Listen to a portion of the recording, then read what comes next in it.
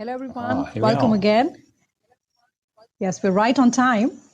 And so I think you already know Nick. There's no need to introduce Nick, but still I will do, as it's my job as being a host. So Nick is the past president and the current executive of the ICPMA. I somehow hear my voice. Nick, can you mute yourself for a moment? I think now it's better. Yes. So once again, warm welcome to everyone. So Nick is the past president and the current executive of the ICPMA. And Nick is also an urban designer and a real estate expert working until 2005 in the UK. And then he moved to Oman and he stayed there until 2014, where he was the CEO of a mega tourism project, the Wave Muscat, for 4 of those years. So as a business consultant, his career now spans the UK and the Middle East, helping to promote and optimize projects in a sustainable and socially responsible way. And I was already mentioned, he's the past president and currently the executive officer of ICPMA. So today he's going to share his insights about the project management practices. So I just give you the mic. So ladies and gentlemen, please welcome Nick Smith. Nick, the stage is yours. I'm going to share the screen for you. Thank you. Okay, so I'm very, very fortunate to go third today because Carlo and Christina have really just teed me up, as we would say in golf, to present to you because it really follows some of the words and some of the messages that they've given to you this morning, this afternoon, and this evening, wherever you may be in the world.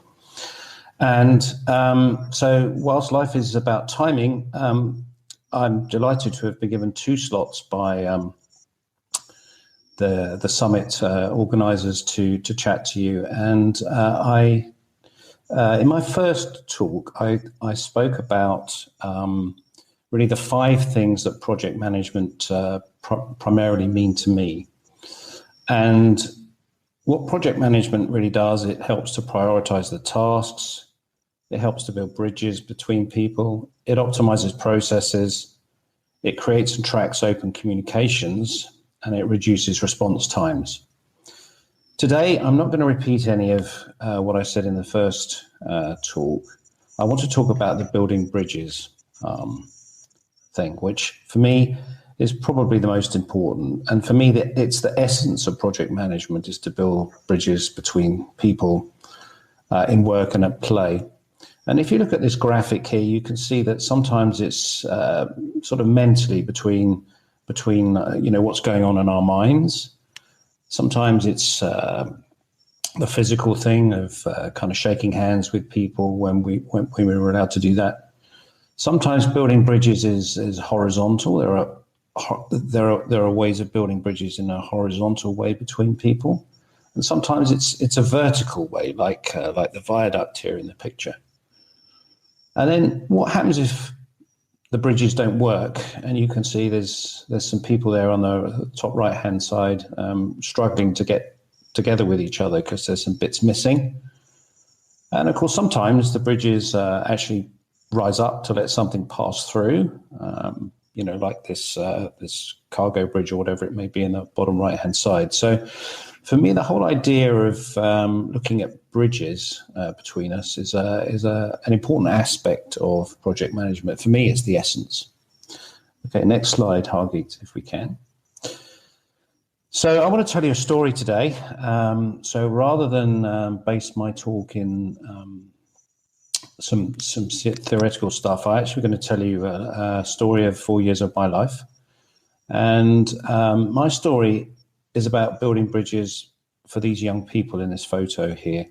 And you can see by the clothes they're wearing, they're from different parts of the world. And I'm going to tell you how my team and myself tried to build bridges for these people from different parts of the world, from different cultures, and from different backgrounds. So next slide.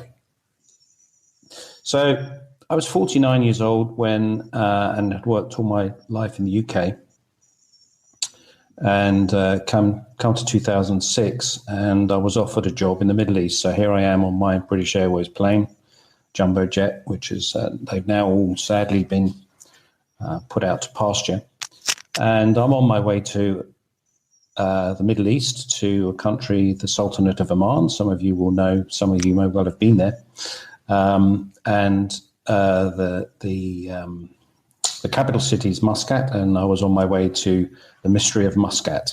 So many of you will know Dubai, which is glitzy and tall buildings. Muscat is very different. It's a quieter place and very cultural, very friendly people. Okay, next slide. So why was I going there?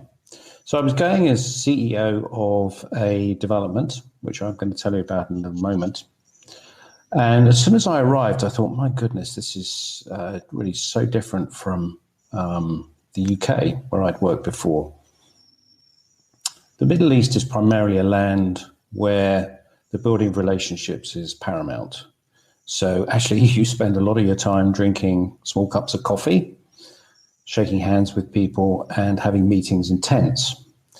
And the whole concept of time and urgency is one that takes a very different place in society from the kind of the UK, European, American culture where timing is everything.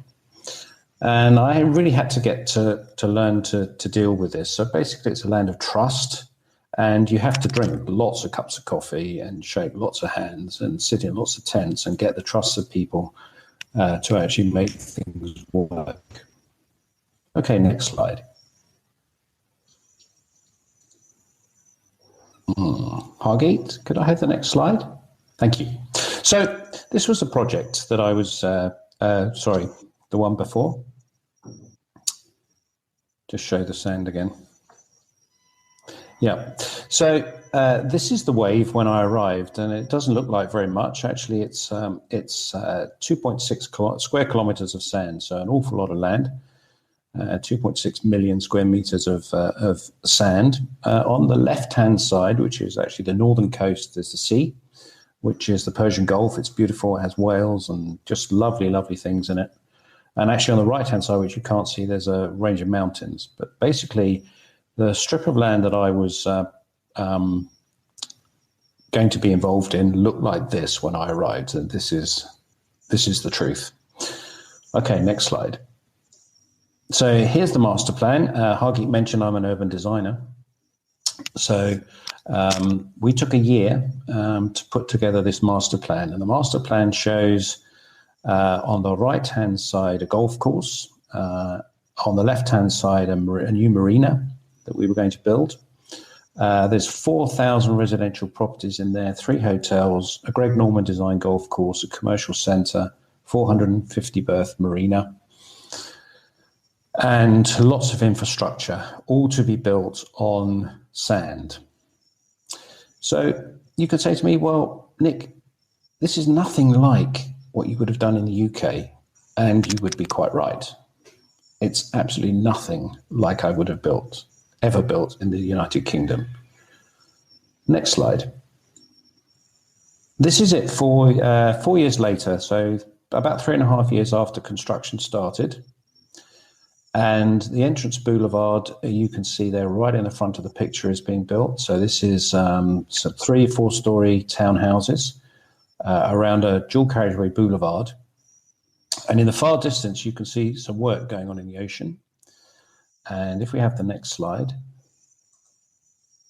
And this is what we were doing in the ocean. So on the very right-hand side of that picture is a 1.2 kilometer long breakwater, which we had to build to protect the land that we had reclaimed from the sea. So you can see the marina being built there. And all that land in between the breakwater and what was the original coastline is reclaimed from the sea. Okay, next slide. The other thing that we had to do was to create some inland islands. Now you might say to me, why on earth, with all this sand, would the owners of this project want to build inland islands and reclaim land from the sea when actually there's plenty of land already? And the answer is that the owners of the land and the shareholders of the development company were basically the Sultanate of Oman. They owned 50% of it. And the other 50% was owned by one of the biggest sheikhs in Dubai called Majid Al Futtaim. And many of you will know him because he was the gentleman that had the vision of building the ski slope in Dubai, the internal ski slope. So he's a man of great vision. So we're coming on to Christina's talk now. And his vision was to build something that was absolutely exceptional for Oman, basically the best tourism development site in the whole of the country. And the government wanted it to be world-class, fundamentally and completely world-class. Now, there's two things that you don't really see much of in the Middle East. One of them is water. So whilst there's seaside, basically most of the land is desert or mountain ranges. So water is of huge value. The second thing is grass, because being a desert, you don't see too much green space. So we actually created these inland islands. So the water is brought in from the sea, and the residential, these are all residential properties on this island. It was called Sinesla Island. And this allowed, and if you look at the shape of it, it's maximizing the amount of properties that can be built with basically water lapping up into their gardens. So this increased the value, it increased the kudos of this development, and made it something that the rest of the Middle East were really watching with great interest. Okay, next slide. So again, this is around about the same time. It was actually this was about 2008, actually, these pictures were taken. So the entrance boulevard, as you can see, looks beautiful. It's got palm trees down central. It's a two-lane highway, but it was done in blocks, so the cars went very slowly along here. And on the right-hand side is the first residential street of villas. And the very first people who moved in were right at the end of that road on the right-hand side, Mr. and Mrs. Van Butenen. They moved in actually October 2008. And you can see that there's palm trees everywhere, there's bushes, there's landscaping, and there's water.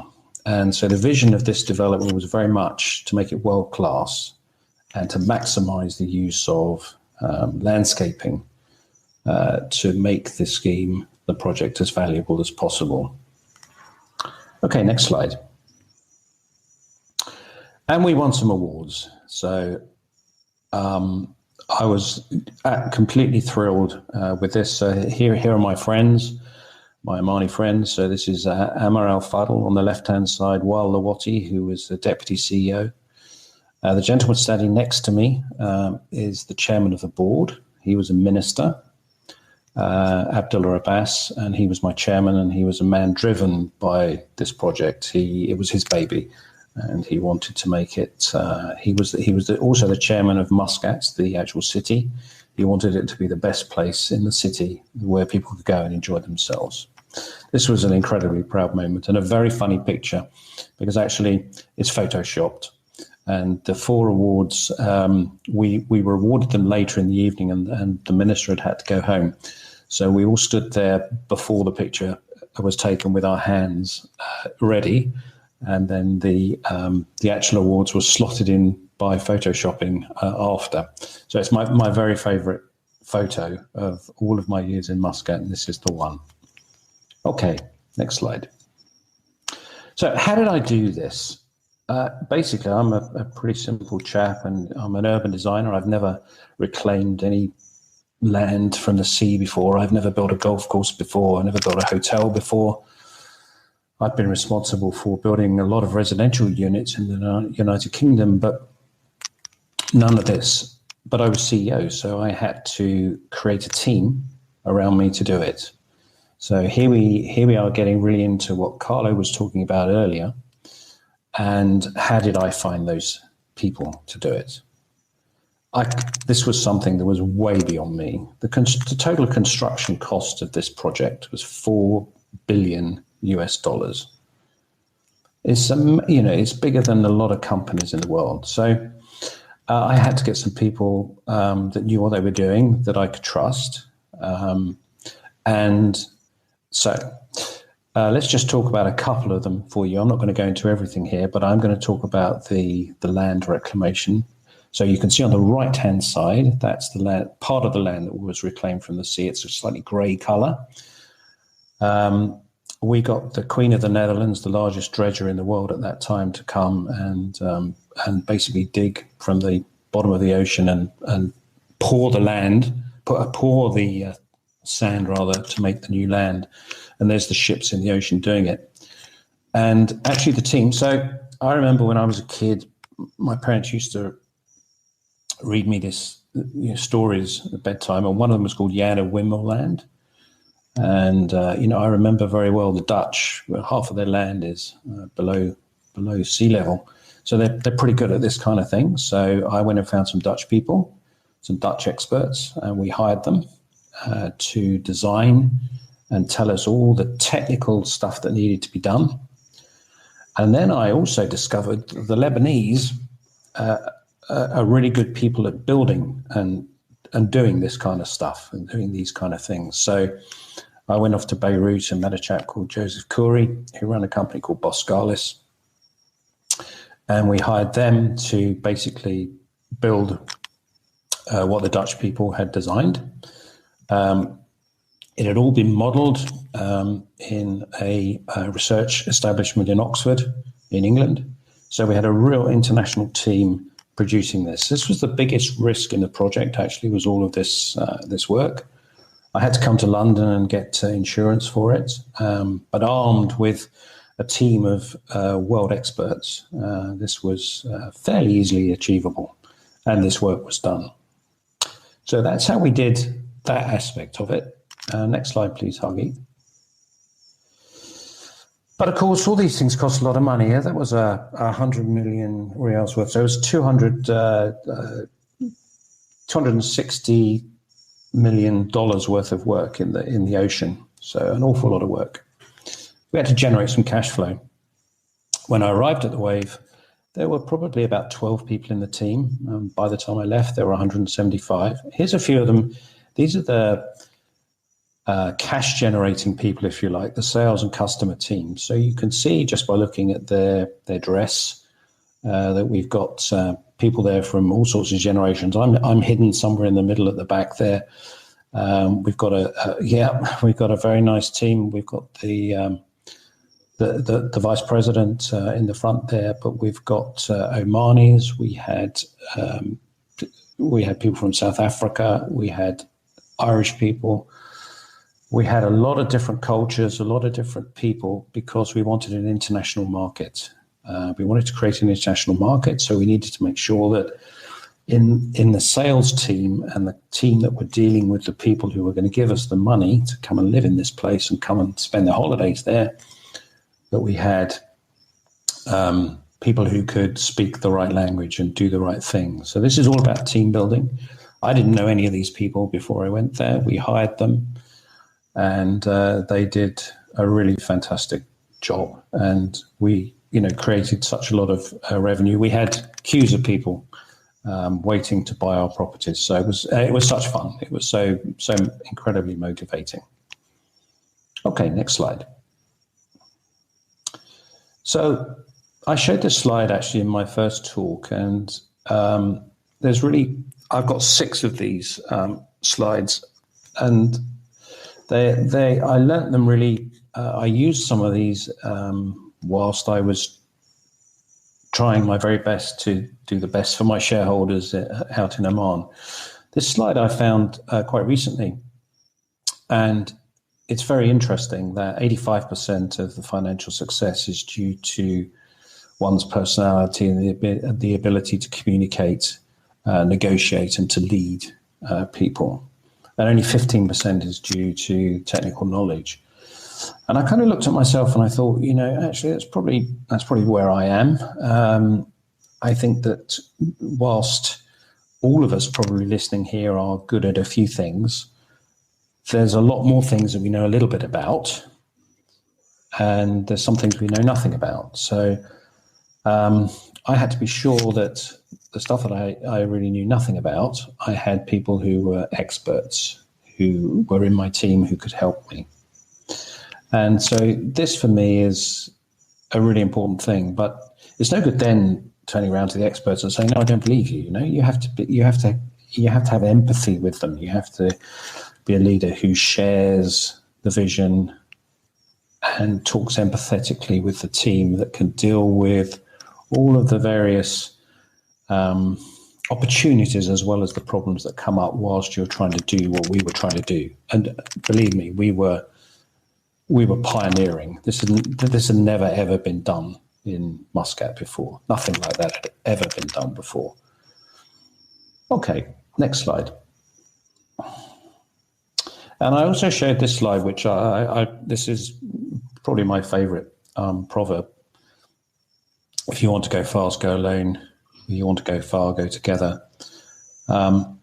So this was all about building the multicultural team of experts, which I tried to explain a little bit about it. So I still have a client in Oman, to give you an idea. It's a school. It's a British school. They have people from 70 nationalities at that school, the students. They have 1,100 students from 70 nationalities, even though it's a British school.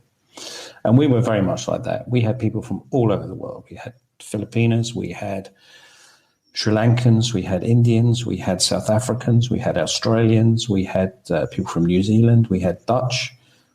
You name it, we had people from all over the world coming together. I had never worked in this kind of environment before. And it just teaches you that the only way to do it is to do it together with a shared vision, as Christina was talking about, and with people who have got the right attitude to work, to fix things when they go wrong, and to come to you and say, actually, Nick, I've had this idea. This is really what we can really do something special here. So for me, it's all about the team. Okay, next slide. I also spoke about this because, again, with so many cultures and everyone speaks English, or pretty much everyone. I'm very lucky because I'm incapable of speaking any other language. So it's good that most people could speak English. But, what I think is a lot more about what I can actually put into words and I can explain to people, which is, again, more than actually what I'm able to say to them. And then what is it they hear? So it's no good saying to someone, just please do that and please do that. It doesn't kind of work like that. You have to spend time, as much time as you possibly can, making sure that most people understand where you're coming from and most people are on the same page as you. Okay, next slide. So most of you will have seen this guy, Richard Branson. This is my favorite quote of his. Team is everything. Because people often say, your customer is everything and the customer is always right. Actually, I don't agree with that. I think fundamentally it's true. But actually, there's a take on it. So clients do not come first. Employees come first. If you take care of your employees and they know where you're going and they know what you want, they will take care of your clients. So most important thing is to get everyone with a shared message, a shared vision, shared action plan, know where you're going, and that's the way that you succeed. And that's the way your customers will keep coming back to you for more. And actually, Carlo mentioned in one of his answers to the questions that his clients kept coming back to him because he'd done a good job. And I guess that's probably why, because the people that he has in his teams share his vision and they know what they want. So every time they talk to one of his clients, the client's thinking, oh yeah, this is one of Carlo's guys, yeah, things are good. We understand it. They're on the same page as me. Okay, next slide. So here's the work ethic. You could call it vision. So let's have a look at this. And so This was the kind of thing, we didn't actually use this, but this summarizes the thought process of the team that started out back in 2006 and construction in 2007 to build the Wave. If you look at it now, by the way, it's an enormous place. So we like initiative, we like shop visits, we like working hard and having fun. We don't keep secrets. We don't really get into politics. We like ideas, and we do things in a simple way, and we do it straight away. So there were two words, there were only kind of two rules, which is the same one actually. When we started the Wave, never use the words as soon as possible. I just would not allow those words to be used. As soon as possible doesn't exist in my diary, in my vocabulary. And the word in Arabic is inshallah. So it's used a lot, and it really means as soon as possible, or it really means in God's time. But inshallah is a word that also we ruled out of our vocabulary and said, no, we cannot use these words. We have to know what we're doing, when we're going to do it, and how we're going to do it. Okay, next slide. So these two things, so this the one on the left here is by a motivating speaker who was actually in real estate. He made his money in real estate. And this was something Greg Norman brought to my attention. And it's a very interesting thing to say. It's all about things happen because of the actions that you take. And the one on the right is by a lady, a poet, basically. She was she is rather, an American lady. People will forget what you said. People will forget what you did. But people will never forget how you made them feel. And this, for me, is part of a big motivator and what all leaders should be thinking about as they move forward with their careers. Okay, next slide. So where are we now? So this is the Wave. Believe it or not, that pile of sand that I showed you right at the beginning of this some 20 minutes ago now. The bottom left is the Greg Norman Golf Course, which is up and running. And actually the professional tour goes there every year. It's been there for the last 3 years. Fantastic, fantastic place. The picture on the top left is a square, and I was talking about that earlier this morning. So it's so very hot in Oman that actually the public squares are quite small, and they're actually they're shaded by these mushrabiyah. So there's shade and a little bit of airflow around these things, and this was something that we designed, which is a little bit revolutionary, but makes it very, very pleasant. The top right, believe it or not, is the marina. So there's big ships and little ships, and you can see the apartments around the marina. And the bottom right is a farmer's market. So during the wintertime, it's too hot in the summer, but in the wintertime, there's a farmer's market there where local produce is sold. And for those who may be interested, I've written a book about my time in Oman and the things that I learned and the things I did well and the things I didn't do so well. And it was published last year. It's called Oman, My Dear. So if anyone wants to learn a little bit more, you can pick it up through Amazon. Okay, next slide. And I guess the proudest thing is there are the kids on the right-hand side, and there they are playing together in the park at the Wave. Multicultures, all getting together, doing something that they wouldn't do ordinarily, having fun. And, you know, these guys are our leaders of tomorrow, and we owe it to them to build things in the best way possible, using the best techniques that we can, using the best innovations. And I'll tell you something, using the best people. It's what it's all about. We can build bridges between pretty much everyone in the world if we set our mind to do so. Okay, now, just to show that this is not just me, I have a little video clip from some friends of ours in Japan, which I'd like to play for you now. My name is Yutaka Kishida. I'm from construction project management company called Day04 Facility Works in Japan. We are honored to have received 2 awards in a row and would like to say thank you to Ms. Christina Stoltz and Mr. Nick Smith, the current and past president of ICPMA. The founder and chairman of our company, Akira Sakata, conveys his gratitude for this wonderful opportunity. I quote his strong statement that project management is all about the process of reaching the goal, and this is achieved by a client-oriented alliance spirit and innovative technology with scientific project management approach. Legoland Japan received 2019 Alliance Full Award by ICPMA, and this year we received IQ Distinction Award for use of self-developed man-hour system in a project. I was a member of Legoland project team and would like to give you a short presentation. Legoland Japan is a Lego brick themed park and the first Legoland in Japan and 8th in worldwide. The project owner is Legoland Japan and owner's PM is Marlin Entertainments, a British company developing and operating theme parks in over 110 locations in 24 countries. We were appointed as a local project manager and supported the client throughout the development over 4 years. An attraction design requires intense design integration of building, ride, theming, show, and landscape. Therefore, everyone's collaboration is absolutely essential to build a park. As such, our focus was on a mutual and collaborative management. This is the project organization. Meiho joined the client's PM team to support and coordinate over 40 companies individually contracted.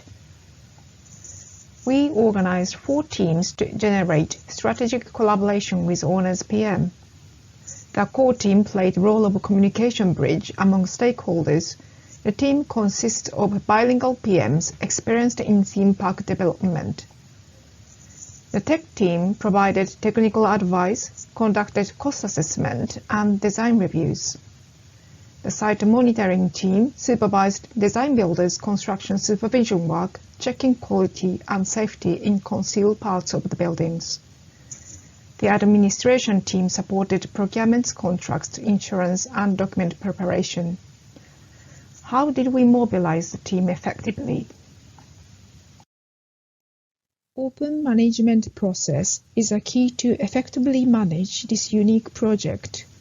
Project status report to clarify management directions and actions, defining priorities by tasks, such as project progress, issues, risks, and countermeasures.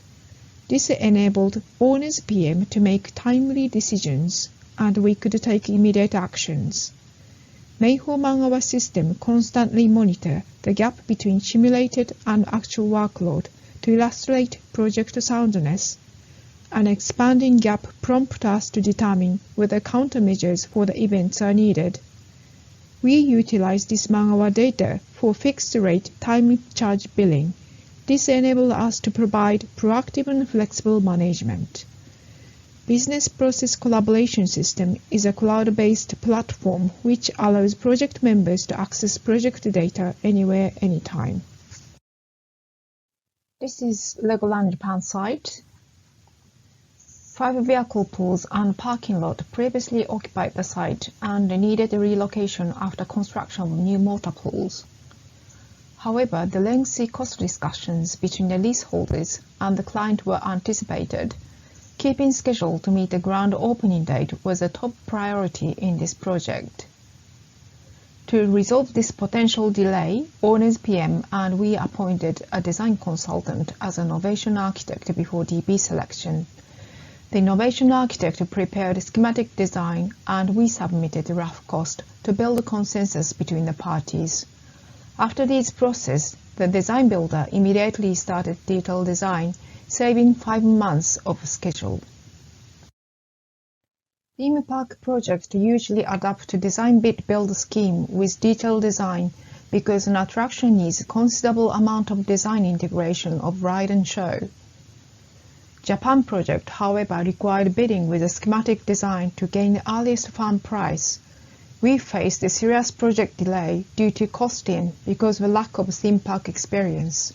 designing of underdeveloped design and contract discussion because of the client being overseas corporation. We immediately made early engagement deal with a design builder to accelerate the design process and obtain the detailed cost. Design localization, costing, and VE process were divided into 4 stages and propelled in parallel for 1 year. As a result of the deal, we saved 7 months by avoiding DB reselection and communicated design intent to design builder.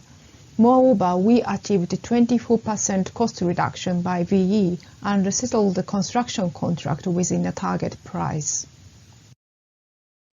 During the site preparation, we prevented potential schedule delay by building consensus between the parties. In the design stage, we implemented Design VE Fast Track by communicating the design intent to the design builder and achieved significant cost reduction.